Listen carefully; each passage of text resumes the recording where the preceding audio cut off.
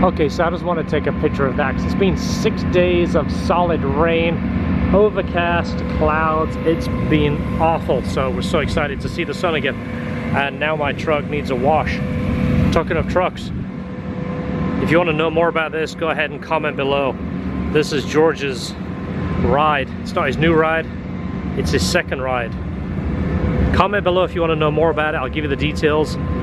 2 things I can tell you: all-wheel drive, manual.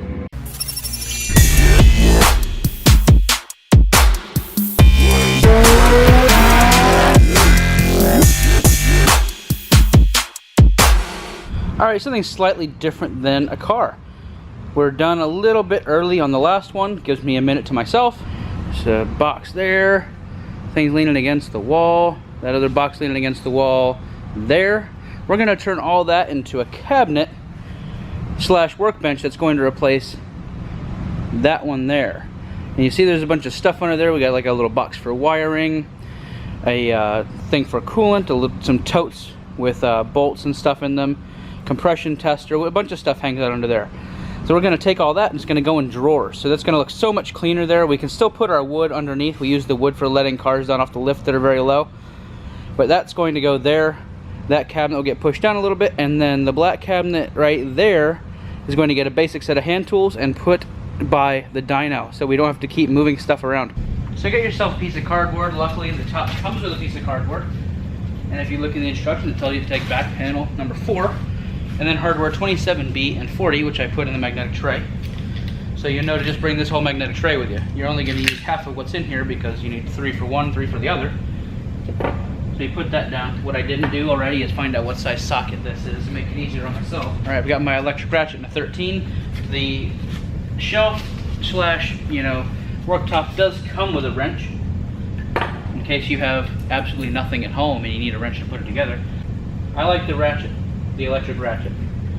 It's one of the tools that I wasn't quite sure about when we first got it, but it is turned out to be probably my favorite thing we have. Wasn't expecting much out of it because it's being 12 volt, thinking it didn't have a lot of power, but it's got tons of power. It's a great tool to have. I don't want to run that down all the way or else I won't be able to line it up. I'll get this back panel on the video. We'll talk a little bit more about it, and then I'll probably do a couple of steps before I come back to video. Building a cabinet is kind of boring, isn't it?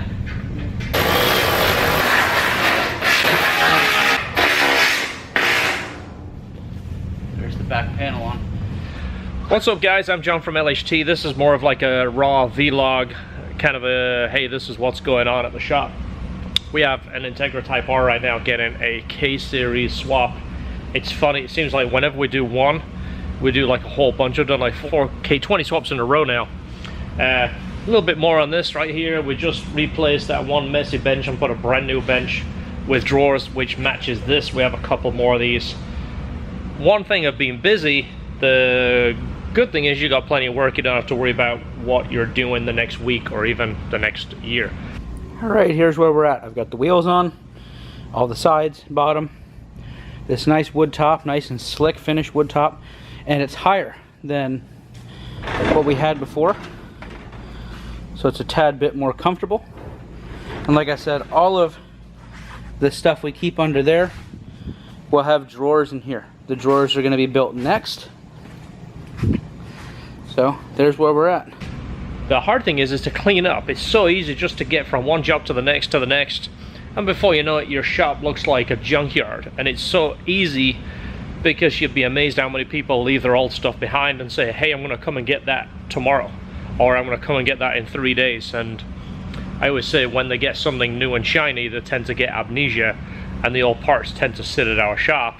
And I don't want to throw people's stuff away, but I also don't want to store it because then it looks like crap. Many reasons why I don't get into restoration work or big projects. It's not that we can't do it. I mean, you've seen as you watched our channel, I've been around this stuff a long time. I know what I'm doing, but I don't like the aftermath of taking a car apart, especially something like the Integra. The Integra was taken completely apart.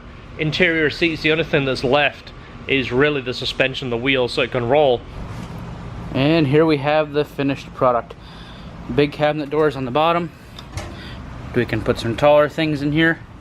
And this was a description from one of our followers. He said, I really respect how you run the shop. You run it more of a boutique. And I thought about it afterwards, and I thought it was a pretty good description, because we're not about volume. I don't have 10 service bays with 10 people running around. It was never designed to be a factory. You know, my passion is working on the car and giving it what it needs. I don't want to have 20 cars, 20 people run around and just pump out cars and pump out money. It sounds fantastic, and from the accounting standpoint, that would make more money. But from the loving your job and the passionate standpoint, that's the opposite to what I want to do. Got a deep drawer over here, like our timing light and stuff that used to go in the black cabinet there in the bottom drawer will now go in this bottom drawer. There's a medium depth drawer. We could probably put our hardware in this one. We got pry bars, you know, all kinds of stuff we're going to be putting in these. Empty out that black one there. That one's going to go to the other shop. Fill this one up, put it where that one was, make everything look that much better. Try and stay away from paint work if you ever watch my builds. The paint work is the one thing I don't have control over, so that's the one thing I try and stay out of. I'm going to talk about my next car soon. It's not what you're expecting. It's not a Supra. It's not a first gen NSX. It's not a Civic Type R. It's not another Integra Type R. I already have an Integra GSR that I'm going to keep. But I will talk about it, and I'll talk about my reasons for it too. So let me show you a little bit more about that cabinet before we go any further. So we're trying to get organized. You saw George building this cabinet, and it's definitely cleaned things up. Now we've got a lot of drawers, and what you don't realize is how much stuff you accumulate over the years. Like this is probably, that should be a good spacer, a Bolton spacer. Yeah. But you don't realize how much stuff you collect over the years. Before you know it, you got just garbage at the bottom of your toolbox. And that's one of those really, is that like a 17? Looks like wheel key? Who made aluminum spanners? That aluminum? Yeah. It's a one-time use spanner. Yeah. Use it once, you adjust your coilovers. Yeah. And your coilovers don't work anymore. And it does that, and you go, hey, does anybody know how to adjust coilovers? Or it's Oh, we fixed this it. wrench is a little too big. And then you try and like twist it closed a little bit.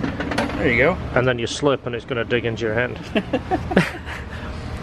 We got to use, these are all metric, aren't they? Some of them are, some of them aren't, because some of this stuff is like from when we built a random car and it Oh yeah. you know, it's all kind of weird stuff. Yeah. I'm not completely done with this one yet, but No. there's a couple things I might still keep in here. Yeah. I mean, these are metric. What about the big one at the bottom? Nothing. So yeah, that was full of stuff, and hopefully it'll be a little bit more organized and easy to get to. Try to have a little more like method to it, like, you know, pry bars and that. So it doesn't fit drawer. Yeah. And then That's measuring stuff. Let's measure it a little bit more accurate drawer. What's in that one? Nothing drawer. Nothing yet. Nothing drawer. Oh, that's the adjust the tire pressure drawer. Yep. And that's all the bolts and hardware. Yeah. And all the sanding stuff. Oh, nice. Anything in that one yet? Yeah, and what's nice is we bought a couple of these cabinets a while ago, so it's kind of nice. It matches that now. And again, it's for organization. It's also when you close the drawers and everything cleans up. Then we've got to find a place for our wood. These are, everybody has bits of wood that they use to, you know, chuck wheels and use to assist things. So now, and we only use one of those. The other one we probably clean it out, pitch it. That one has the rusty bottom. Are you gonna put the new one there, or are you gonna leave that one the way it is? I'm gonna kind of see how it goes, because the farther we bring something out, the less room we have over there. Yeah, that's true. I like the higher table too. Yeah, it's actually the same height as that one. That was the table that was there.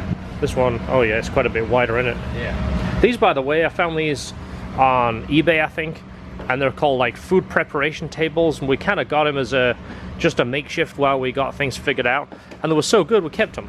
They're about 110 bucks shipped, and it's all stainless steel, and it's kind of clean. Solid top too. Yeah. It's something else in there. I think it's got a wood base in there, but it's not just sheet metal, so you can actually, you know, you can bang stuff on there and drop stuff, and it's not gonna concave. So then we're gonna find that crap somewhere too in that cabinet. But what our idea is... Like, this is just crap I've been saving.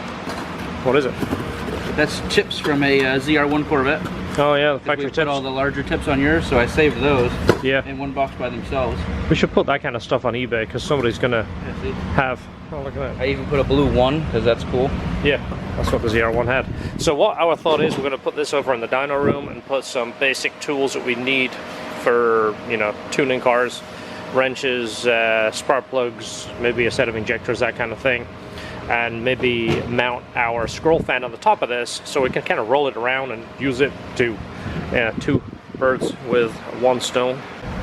We've got some very important stickers down there, but if we put a lip on there, if I get a little piece from Home Depot and just nail it down, because you know what will happen, that central will go whoop, whoop, whoop, whoop. Down there, you'll never see it again. Quarter round, everyone loves quarter round. Yeah, everybody loves quarter round. Okay, so apart from me complaining about the mess in the shop, hopefully you got over that and you didn't go wow, first world problems or whatever you call. What I do want to say is today is Monday morning. As you see, it's early. George isn't here yet. I worked all weekend on my house, so let me tell you, I'm even more looking forward to coming back to work on Monday. And there's one thing I always say, or do I always say? One thing I always say is I love my work so much on Sunday night, I don't get Sunday night depression. You ever sit on your couch around 9 o'clock on Sunday and go, I'm gonna work tomorrow, the weekend's over, this is it. And then at 9 o'clock you try and find something to do that makes it exciting so you kind of hold on to the weekend a little bit longer. Let's go watch a movie real quick, let's go out to dinner. Let's go meet a buddy for a beer, let's do something. The weekend can't die yet, we've got a little bit left, let's do it because tomorrow's Monday. I am so fortunate I don't have Sunday night depression. Go ahead and comment below, let me know if I'm right. I've had many jobs over the years. The Sunday night depression kicked in and I'd find myself staying up till late trying to hold on to the weekend before Monday. You ever seen that shirt that says, caution, I will talk about cars forever? That's me. That shirt was made for me. Especially reason why I stay off the phones, because I get talking to another car guy. I talk for 2 hours. I come out here and go, oh, I should have been working on this. So talking of this is going to be in an upcoming video, and this is basically maintenance. Look where this came from. That is kind of like, that's like a pat on the back, and it's also, I've said this before and I keep saying it, I'll be saying this until I die. When someone gives you their trust, you gotta take that and be very careful with it. You gotta hold on to it and be extra cautious of it. Even the shop owners out there, and again, it's a good compliment, it's a big compliment when shop owners message me and go, hey, I really appreciate your videos, it's made me kind of think and inspired me. And it's kind of like that pep talk. And it's like having the meeting. I know you guys in the corporate world have the big meetings. It probably sucks. I know it sucks because we have little meetings and I hate them. I try and get out of them. And Esther calls a meeting and I go, let me figure out what I can do to get out. Because I don't like doing it. I like to work on cars. I've never been in the corporate thing. I try and stay out of the office. If you don't believe me, ask Esther. She's trying to get me in the office to talk about clerical things and money things, and I don't want to do it. That's not what I want to do. That's why I suck as a businessman. But I'm awesome as a car guy because I love it. I can't help but love it.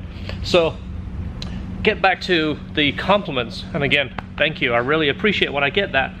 But I've had shop owners say, hey, I really get inspired by your videos and your TLC and the fact that you take care of the customer's car. And it sucks in some aspects, like the dealership. You only get so much time to work on a car. So if somebody tells you you're going to get paid, you know, $18 to change the radiator, and you know it really takes you 2 hours, well, you can't work for $9 an hour, so you're limited what you can do. You're not going to go ahead and clean the car and wipe it down when you're getting paid 18 bucks. So I understand that, and it sucks, and I'm very, very happy that we don't have it that way. I don't do it that way. George doesn't get paid that way. He doesn't get paid. You get so much to take that wheel off. You get so much. And in the corporate world, that does make sense and it makes money, but it isn't what I've wanted to do. You get paid the same amount, work at your own pace, don't rush it, don't spend all day changing the radiator, but just be reasonable. That way you can give it a little bit extra. I never go into the financial side of things because you open yourself up for so much critique and experts at running a business, but I'm not a nickel and dime guy. I don't like to bean count. You don't get the receipt, and there isn't 17 lines of miscellaneous knickknacks that you don't know what they are. That stuff makes money, and it's extra profit, but I don't do it. I don't do that with George or myself either. He gets a salary. He gets to work on the car. So I understand not everybody has that. I've waffled on for 3 minutes already talking about how good I am. Hope you understand my humor. It's a dry humor. So again, thanks for watching. Thanks for the compliments. I really appreciate it. I will continue to try and make interesting content and not talk about cars and piles of junk in the shop and benches. We're going to get back to cars. Look out for this. This is on a future video. Also, the yellow Integra Type R you saw earlier on in the video, that was a learning curve on a different, completely different the way we do it. Customer supplied the car, all the parts. Half of the stuff was wrong. We had to make it up to stay on time so we could stay on time for this. This guy came a long way. You can't push this guy aside because you're trying to fix last week's job. So that is something that we won't do again. We like to be in control of all the parts.